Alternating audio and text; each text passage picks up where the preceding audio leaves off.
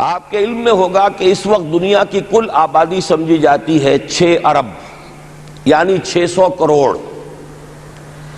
اس میں کم سے کم 120 کروڑ مسلمان ہیں امت مسلمہ. گویا کہ ہر 5واں انسان جو ہے دنیا میں وہ حضور صلی اللہ علیہ وسلم کا کلمہ پڑھتا ہے. اتنی بڑی تعداد. اس کے ساتھ ہی کتنا بڑا علاقہ جو ہے اس زمین کا وہ اللہ تعالیٰ نے اس امت کے قدموں تلے رکھا ہے.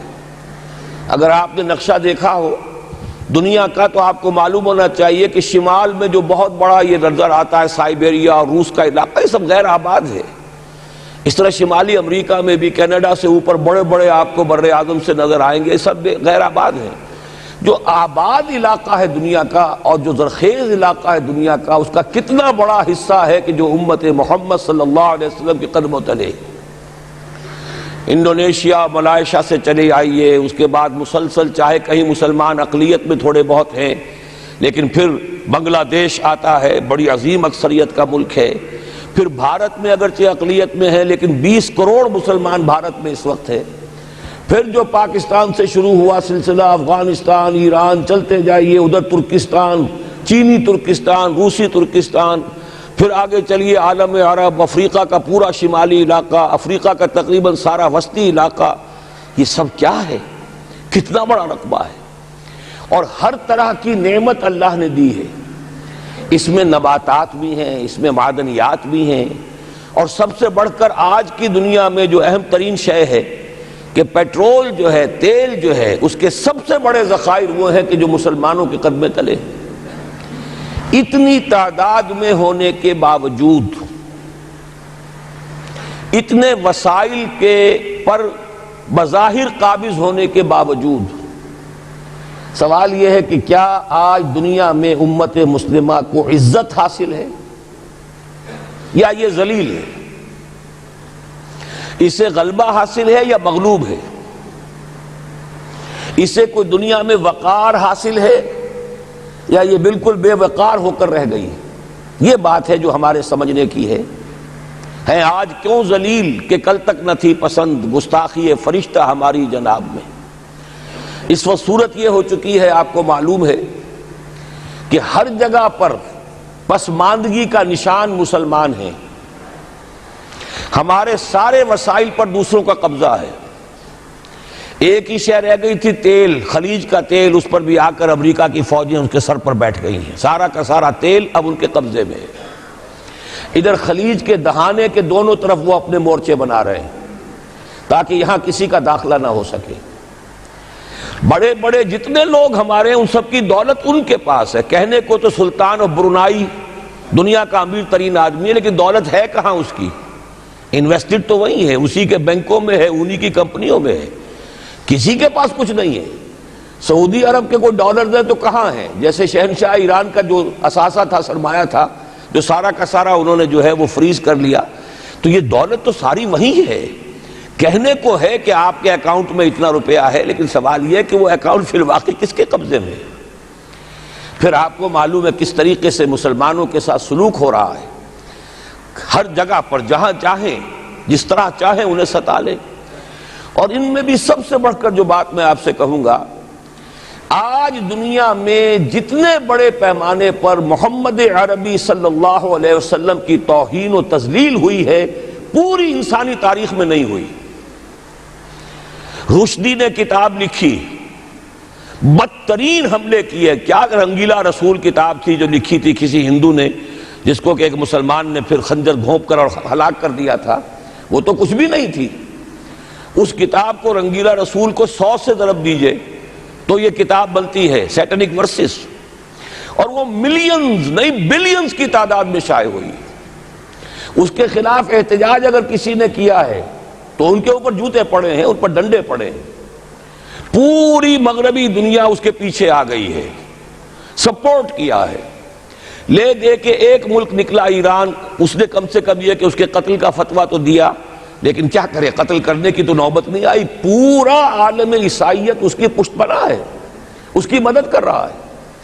یہ اتنی بڑی توہین محمد رسول اللہ صلی اللہ علیہ وسلم کی اور آپ کی ازواج مطہرات کی اور یہ بظاہر ایک ایسے شخص کے ہاتھوں جس کا نام مسلمانوں کا سا ہے، اس کا اتنا بڑے پیمانے پر ہونا، اور پھر یہ کہ مسلمان 120 کروڑ ہونے کے باوجود کچھ نہیں کر سکتے۔ میں وہ چیزیں نہیں گنوانا چاہتا کہ 15 لاکھ جو ہیں وہ ہمارے افغان بھائی جو ہیں انہوں نے جانیں دیں، فائدہ کس کو پہنچا؟ تاحال امریکہ کو، کہ اس کی جو مد مقابل قوت تھی USSR وہ ختم ہو گئی۔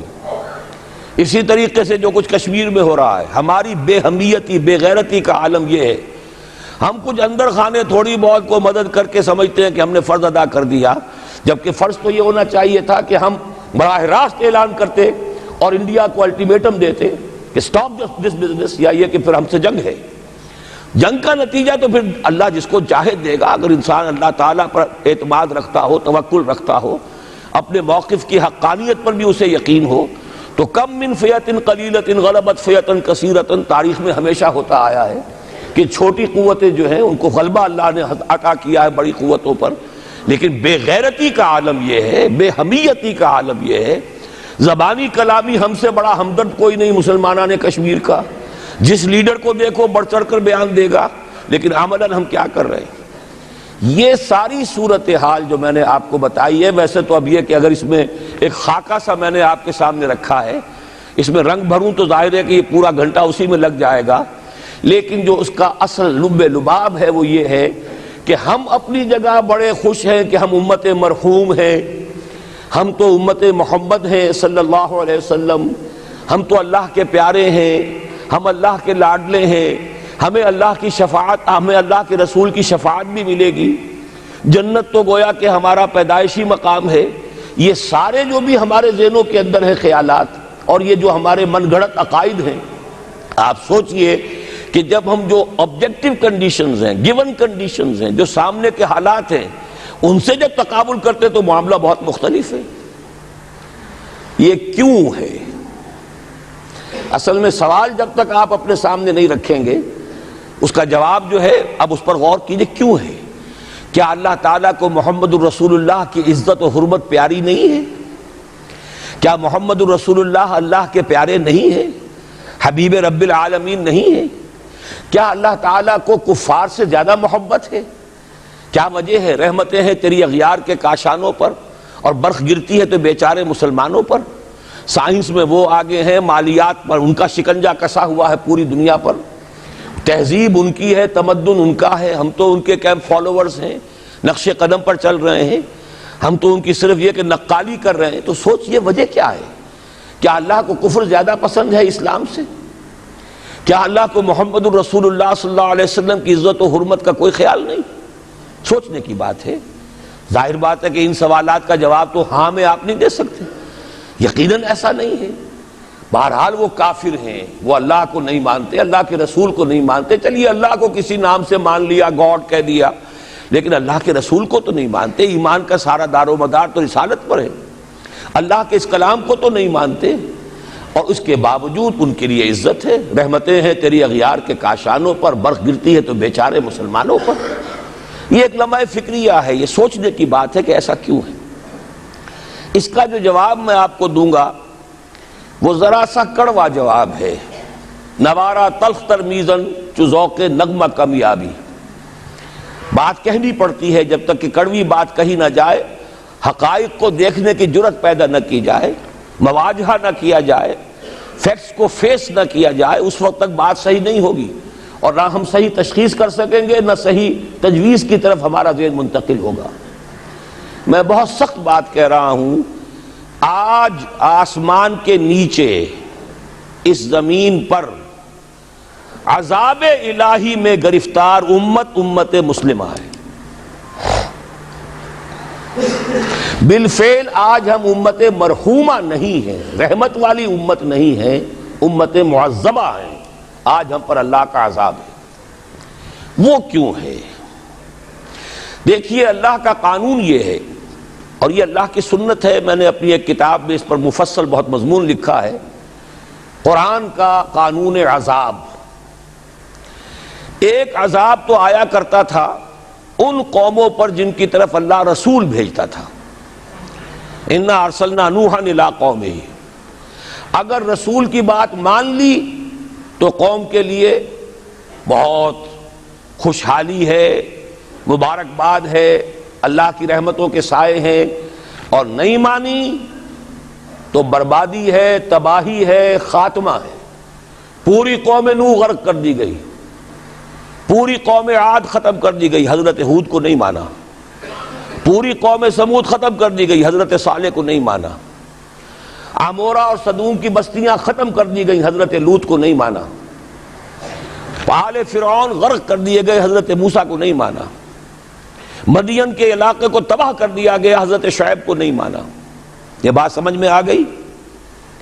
لیکن جب سے نبوت اور رسالت کا سلسلہ ختم ہوا، اس قسم کا عذاب اب دنیا میں نہیں آ سکتا۔ وَمَا كُنَّا مُعَذِّبِينَ حَتَّى نَبْعَثَ رَسُولًا، ایسا عذاب ہم نہیں بھیجتے رہے جب تک کہ رسول کو نہ بھیج دیں۔ رسول آ گیا، اس نے حق کو بیان کر دیا، بات کو کھول کھول کر مبرہن کر دیا، ہر چیز واضح کر دی، کوئی مغالطے کا امکان نہ رہا۔ جاء الحق وزهق الباطل، ہر شے جو ہے دودھ کا دودھ، پانی کا پانی جدا ہو گیا۔ اب بھی جس نے نہیں مانا تو معلوم ہوا اس میں کوئی خیر نہیں ہے، اب خیر کا فقدان ہے۔ تو اس قوم کو جیسے کہ آپ باغ کے اندر جھاڑو دے کر جب بھی کوئی آندھی چلے تو پتے گرے ہوئے ہوتے ہیں، ان پتوں کو ایک جگہ جمع کر کے اصلاحی دکھا دیتے ہیں تاکہ یہ پتے جو ہیں یہاں پر بدزیبی کا ذریعہ نہ بنے، تو پوری قوم ہلاک، کأن لم یغنوا فیہا، ایسے ہو گئے جیسے تھے ہی نہیں۔ یہ عذاب اب نہیں آئے گا، اس لیے کہ آخری نبی، آخری رسول محمد الرسول اللہ صلی اللہ علیہ وسلم۔ اب آج جو عذاب آتا ہے، دیکھیے کافروں کے لیے عذاب اصل میں آخرت میں ہے۔ دار العذاب، دار الجزا، وہ تو آخرت ہے، یہ تو دار الامتحان ہے۔ اب جو عذاب آتا ہے وہ اس قوم پر جو ہو تو حامل کتاب الہی، شریعت خداوندی کی کسٹوڈین، اللہ کے رسول کی نام لیوا، اس کے ساتھ عشق کا دعویٰ کرنے والی، عمل اس کے برعکس ہو۔ حالانکہ اللہ نے اگر اسے وہ مقام دیا، اللہ نے اس کی طرف رسول بھیجا اور اسے رسول کے امتی بننے کا شرف عطا کیا، اسے اپنا کلام دیا، کتاب دی، اسے اپنی شریعت دی، تو کس لیے دی؟ تاکہ اس پر خود بھی عمل کریں، اسے دوسروں تک بھی پہنچائیں۔ وہ گویا کہ اس روئے ارضی پر وہ امت، وہ قوم اللہ کی نمائندہ قوم ہوتی ہے، ریپرزنٹیٹو ہوتی ہے۔ اے انسانوں، ہمارے پاس ہے تمہارے خالق اور مالک اور پروردگار کا قانون، ہمارے پاس ہے اس کی ہدایت، ہمارے پاس ہے اس کی کتاب، ہمارے پاس ہے اس کے رسول کا اسوہ۔ آؤ ہماری طرف، ہمیں جانچو، ہمیں پرکھو، ہمیں دیکھو، ہم واقعتاً اسی کتاب کے مطابق چل رہے ہیں نا؟ دیکھ لو ہم جو کہتے ہیں وہی کرتے ہیں نا؟ وہی بات تو نہیں ہے کہ لما تقولون ما لا تفعلون، کبر مقتا عند اللہ ان تقولوا ما لا تفعلون۔ آؤ دیکھو ہم نے اس کتاب کے مطابق، اللہ کی ہدایت کے مطابق کیسا اچھا معاشرہ بنایا ہے، کیسا انصاف ہے، کیسا امن ہے، کیسا بھائی چارہ ہے، کیسی اخوت ہے۔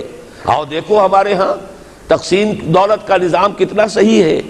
ایسا نہیں ہے کہ کوئی جو ہے اسے دولت کی بدہضمی ہو رہی ہو اور کوئی وہ ہے کہ جو بھوکا مر رہا ہو، ایسا نہیں ہے۔ دیکھو ہمارے ہاں انسانی شرافت، انسانی عزت، انسانی پریسٹیج اور انسانی حقوق بہتر سے بہتر شکل میں موجود ہیں، حریت ہے، آزادی اظہار رائے ہے، سب کچھ ہے۔ یہ کام اگر وہ امت کرے تو اس سے زیادہ خوش نصیب کوئی نہیں۔ پھر دنیا میں اس کو غلبہ ہوگا، دنیا کی خلافت اس کو دی جائے گی، دنیا کی امامت اس کو دی جائے گی، دنیا کی قیادت اس کو دی جائے گی۔ جیسے کبھی اقبال نے کہا تھا کہ سبق پھر پڑھ شجاعت کا، عدالت کا، صداقت کا، لیا جائے گا تجھ سے کام دنیا کی امامت کا۔ لیکن پھر وہی سبق پڑھنا پڑے گا جو صحابہ کرام نے پڑھا تھا۔ جب صحابہ کرام نے وہ سبق پڑھا تھا تو دنیا کی امامت اللہ نے ان کو عطا کی تھی کہ نہیں کی تھی؟ اگر تو اس کے مطابق عمل ہے تو ان سے زیادہ اللہ کو محبوب کوئی نہیں، اور اگر طرز عمل برعکس ہو جائے، کہیں کچھ اور کریں کچھ اور، کہیں یہ کہ قرآن پر ہمارا ایمان ہے اور اس کے قانون کو نافذ نہ کریں، کہیں یہ کہ ہماری تو محبوب ترین شخصیت محمد ہیں اور ان کی سنت کے اوپر عمل نہ کریں صلی اللہ علیہ وسلم. قرآن نے جس شے کو حرام کیا ہے اس کا استعمال کر رہے ہوں. اگر طرز عمل یہ ہو اور یہ طرز عمل اس حد کو پہنچ جائے کہ دنیا تانے دے یہ مسلمان کہاں اسلام دنیا میں ہمیں دکھاؤ, کہاں اسلام؟ یہ مسلمان کیا اسلام پر کاربند ہیں؟ جارج برنارڈ شاہ نے کہا تھا کہ میں جب قرآن پڑھتا ہوں تو محسوس کرتا ہوں اس سے بہتر کتاب کوئی ممکن نہیں, لیکن جب مسلمانوں کو دیکھتا ہوں تو محسوس کرتا ہوں ان سے زیادہ ذلیل قوم دنیا میں کوئی نہیں. یہ کنٹراسٹ ہے جو ہم اپنے وجود سے پیش کر رہے ہیں. کیا اس کی وجہ سے لوگ اسلام کی طرف راغب ہوں گے یا اسلام سے متنفر ہوں گے؟ کیا ہمارا منہ ہوتا ہے ہم باہر جاتے ہیں؟ اسی لیے ہم تو تبلیغ, میں تو کم سے کم وہاں جا کر جو مسلمان کھوئی ہوئی بھیڑیں ہیں امت محمد صلی اللہ علیہ وسلم کی, انہی کو ریکلیم کرنے کی کوشش کرتا ہوں. جیسے کہ حضرت مسیح نے کہا تھا میں تو بنی اسرائیل کے گھرانے کی کھوئی ہوئی بھیڑوں کی تلاش میں آیا ہوں. میرا منہ نہیں ہے کہ میں وہاں کسی امریکن سے بات کروں. وہ یہ کہے گا تم اپنا گھر تو سنوارو, فزیشن ہیل تھائی سیلف. تم ایک چھوٹا سا ملک نہیں چلا سکتے, تم نے اس کا بیڑا غرق کر کے رکھ دیا ہے. تم نے اسے کورٹ آف وارڈ بنوا دیا ہے IMF کا. ہاں یہاں تو گھڑی گھڑی جو ہے قرقمین آتے ہیں IMF کے اور ورلڈ بینک کے قرقی کرنے کے لیے. ہر روز ایک نئی قرقی ہو رہی ہے, ہر روز جو ہے آج پھر گاڑیوں کا کرایہ بڑھ رہا ہے, بجلی کا کرایہ قرقی ہو رہی ہے. عوام کے اندر جو بھی راہ رہ گیا اسے بھی چوسنے کا اور کشید کرنے کے لیے. ایک حکومت کو گرا دو وہ تو بدنام کر دی گئی, دوسری حکومت لے آؤ اس کے ہاتھوں کچھ کام کروا لو, وہ بدنام ہو جائیں گے تو ان کو بھی ہٹا دینا. ان کا کیا کھیل ہے؟ یہ کھیل کھیلتے رہیں گے اور اس میں یہ ہے کہ اپنی قرقیاں کرتے چلے جاؤ. یہ حال اب کیا میرا منہ ہے کہ میں جا کر وہاں بات کروں؟ تم اپنے گھر کو دیکھو, تم اپنے ملک کو دیکھو. ایک وہ ہے جنہیں تصویر بنا آتی ہے, ایک تم ہو کہ لیے اپنی بھی صورت کو بگاڑ. ایک ہی ساتھ تم آزاد ہوئے تھے, ہندو بھی تھے کہ نہیں تھے. انہوں نے اس ملک کو بنایا ہے, اپنی معیشت کو, اپنی اکانومی کو اپنی بنیادوں پر, اپنے پاؤں پر, اپنے پیروں پر کھڑا کیا ہے. آج جو ہے وہ ایک منی سپر پاور بن چکا ہے. اور وہ کہ ڈرتا تھا پاکستان دو طرف سے ہمیں جو ہے قابو میں کر لے گا.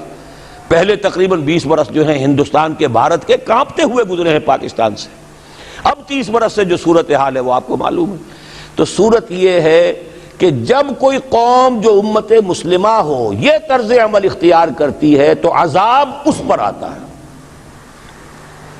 بڑی کڑوی بات ہے.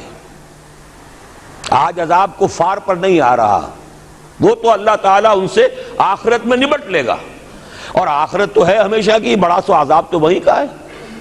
وَلَعَذَابُ الْآخِرَةِ أَكْبَرُ لَوْ كَانُوا يَعْلَمُونَ.